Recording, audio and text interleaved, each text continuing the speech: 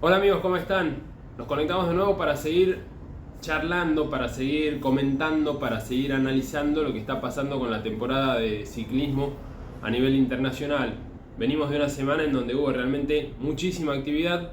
Como les conté en el video anterior, estuve presente en el Campeonato Panamericano de Pista que se desarrolló en el nuevo velódromo techado que tiene la provincia de San Juan, pero hubo mucho más para ver. En Europa hubo muchísimas competencias.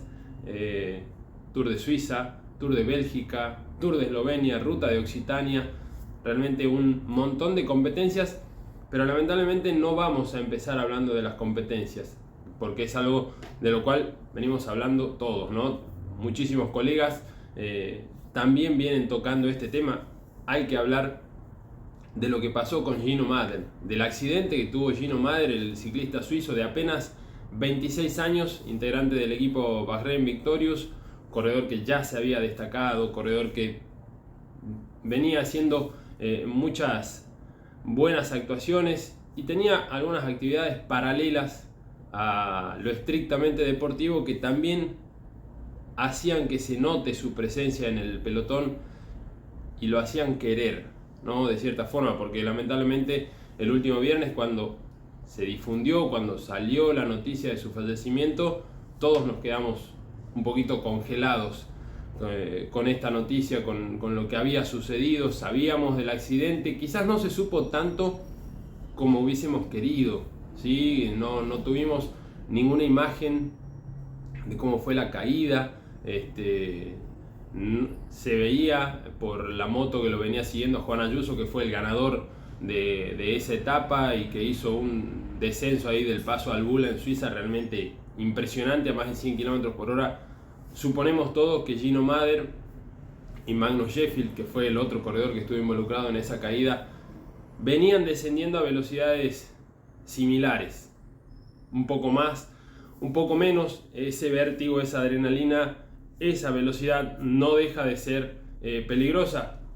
El corredor tiene solamente esto, tiene solamente este casco para que lo proteja, ¿sí? A diferencia de muchos otros deportes en donde hay muchísimas cuestiones técnicas que se han ido implementando con el tiempo, porque son deportes de alto riesgo. El ciclismo es un deporte de riesgo y, llegado el caso, en muchas circunstancias, como en estos descensos, en donde con esa bicicleta, con esos pequeños centímetros, esos pocos milímetros que tiene de grueso el tubular, se desarrollan velocidades de más de 100 km por hora, solamente el casco es el elemento protector que tiene el ciclista.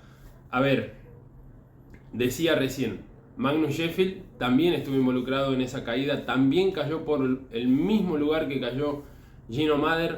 Él no cayó aparentemente en el agua, como dijeron de Gino Madden, a quien se le tuvo que hacer RCP ahí mismo y después pudo ser trasladado en helicóptero al hospital de la localidad de Chur, ahí en Suiza, en donde pasó la noche ingresado y al día siguiente lamentablemente se dio a conocer la noticia de su fallecimiento, luego de que no pudiera superar todos los golpes, todas las heridas que había tenido Sheffield. Afortunadamente salió prácticamente por su propio pie, ¿sí? Con ayuda de los médicos, con ayuda de gente de su equipo, pudo salir de esa zona.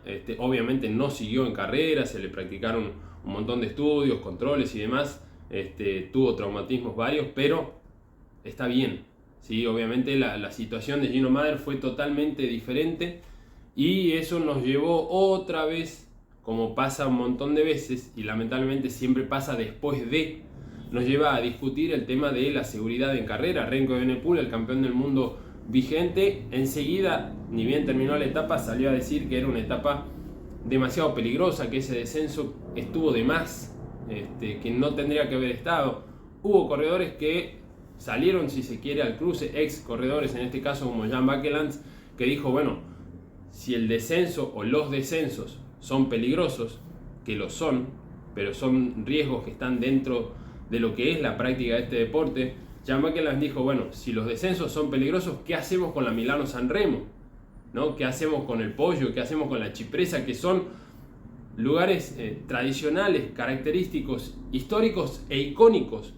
Y así hay un montón, ¿sí? Porque hay un montón de carreras que terminan en descenso, como dicen por ahí, y voy a parafrasear un poco a Javier Ares, lo que matan no son las balas, sino la velocidad de las balas. Bueno, a ver, por esto recalco y remarco el tema de que en este descenso la caída fue para 2. Lamentablemente uno falleció por los golpes sufridos. El otro salió ileso, o pudo salir de la mejor manera, como es Magnus Sheffield.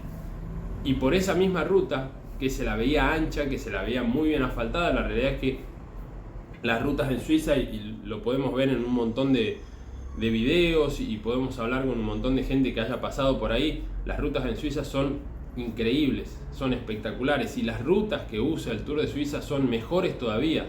Los descensos en muchas carreras son por rutas angostas, quizás pequeñas, quizás que no están del todo parejas en los extremos del asfalto. Bueno, eso no pasa en Suiza, ¿sí? Se ve en los videos que hay de Juan Ayuso cuando venía él descendiendo, que la ruta estaba impecable, en perfectas condiciones.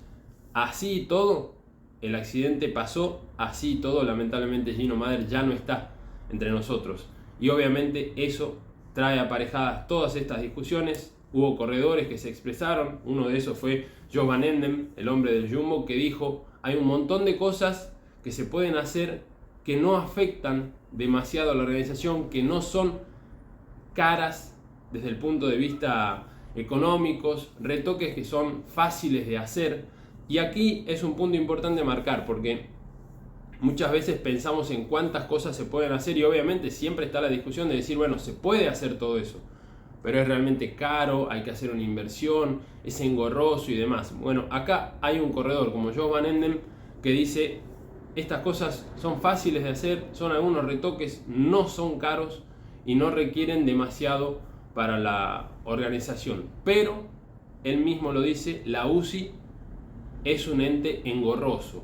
Y acá vamos a algo que lamentablemente en Latinoamérica, en Argentina, discutimos mucho y discutimos todos los días, ¿no? El tema de la burocracia, los distintos pasos que hay que superar para poder llegar hasta donde uno quiere llegar. Cuando uno tiene que ir a hacer un trámite, se tiene que encontrar con un montón de obstáculos hasta que llega. Bueno, algo así dijo Van Emden con esto de la UCI es un ente, es un organismo engorroso.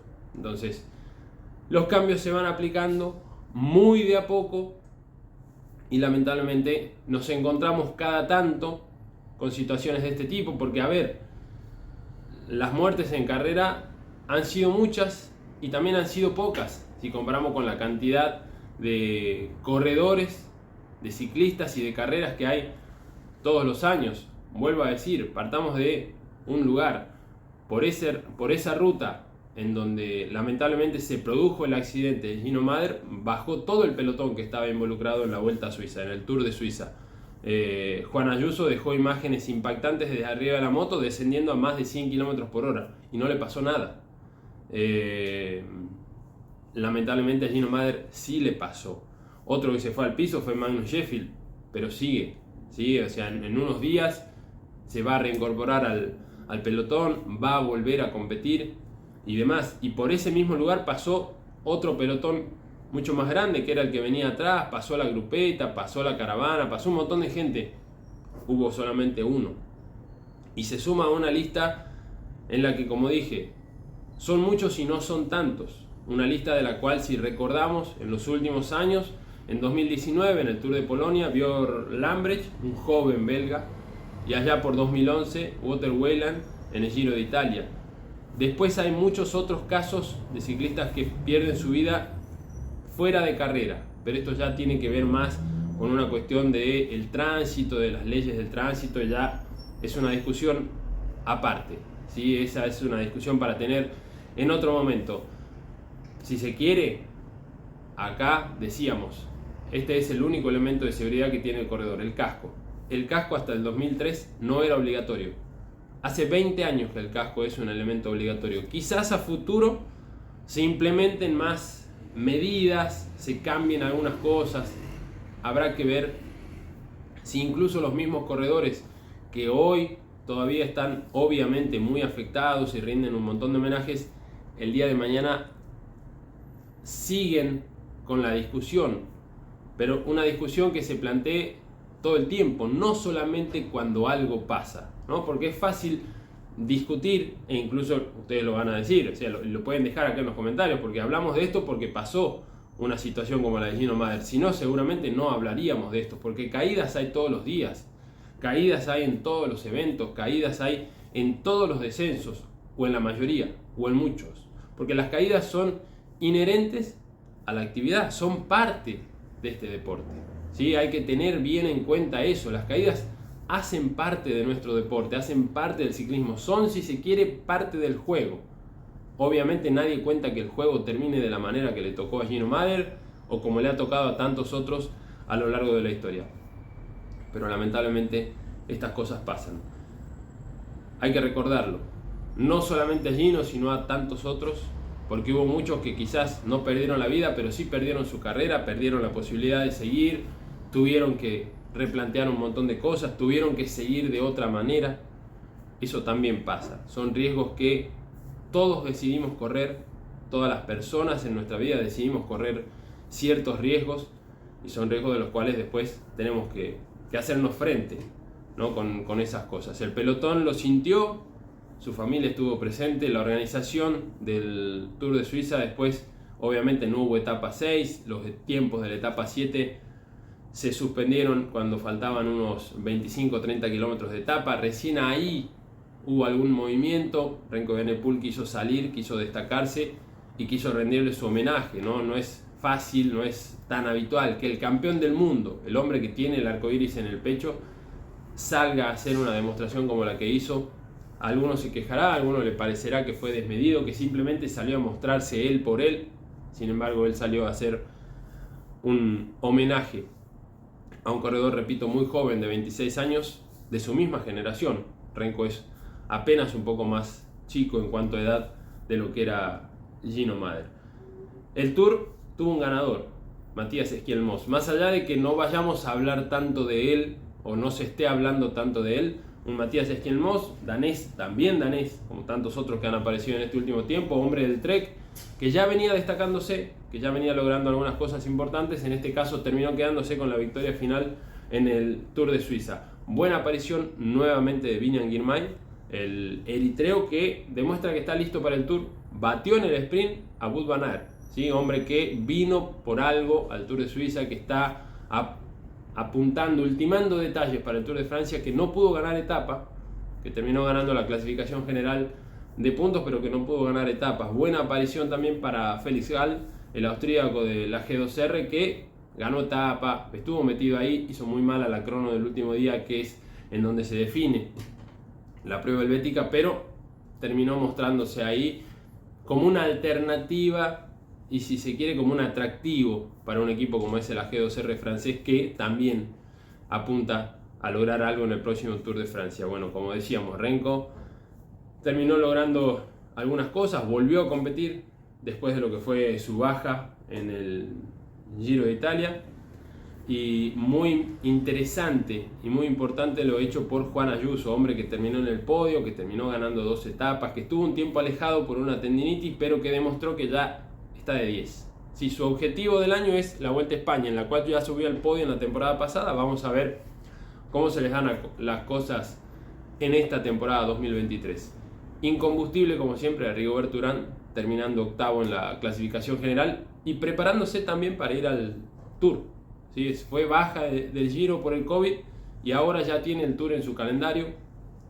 Harold Tejada se metió ahí en el top 10, y Marlene Reusser, la suiza, ganadora de la crono entre la prueba femenina, se terminó quedando con la clasificación general de la prueba femenina, que empezó en paralelo, terminó un poquito después de la prueba de varones, y una prueba de mujeres en donde estuvo presente la cubana Arlenis Sierra, 2 veces segunda, y quedó dentro del top 20 de la clasificación general. Buena presencia de Arlenis también en esta competencia. Damos vuelta a la hoja, nos vamos de Suiza, repasamos un poquito así por arriba que en Bélgica Mathieu van der Poel fue el ganador de la etapa, de la general, ganó etapa y ganó general, que Fabio Jacobsen y Jasper Philipsen también ganaron etapa. 3 nombres que vamos a tener en el próximo Tour. Todos los caminos conducen al Tour, hacia allá vamos, falta muy poquito, el próximo 29 de junio ya vamos a estar con la presentación de los equipos. Obviamente vamos a estar hablando previamente del evento, y a partir del 1 de julio nos metemos en carrera ahí en Bilbao, en el País Vasco,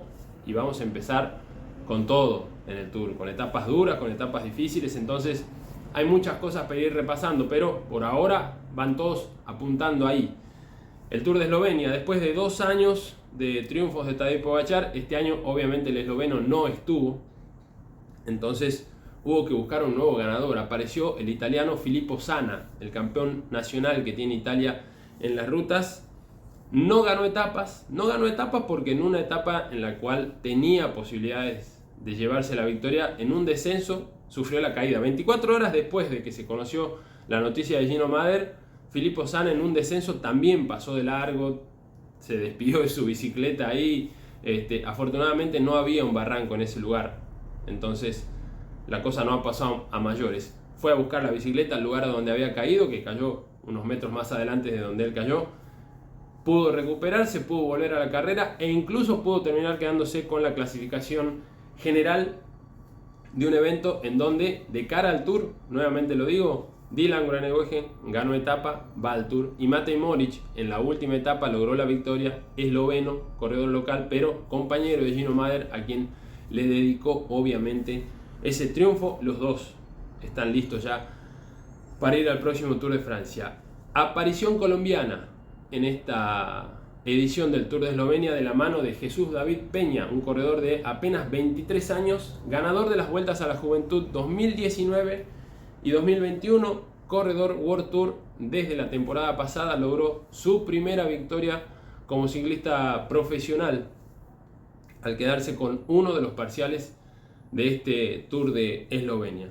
Cerramos el repaso con lo que fue la ruta de Occitania, que tuvo victoria para Michael Woods. El canadiense fue el mejor en la etapa reina y con eso se quedó con la general. La ruta de Occitania, recordarán, la ganó Nairo en 2012, la volvió a ganar Nairo allá por 2016, y en 2020, una de las pruebas que pudo hacerse post cuarentena, no vamos a decir post pandemia, sino post cuarentena, la ganó Egan Bernal, una de las primeras competencias que tuvimos después de varios meses de parón, varios meses de encierro, por lo menos en Europa, ¿no? En Latinoamérica quizás el encierro fue un poquito más largo.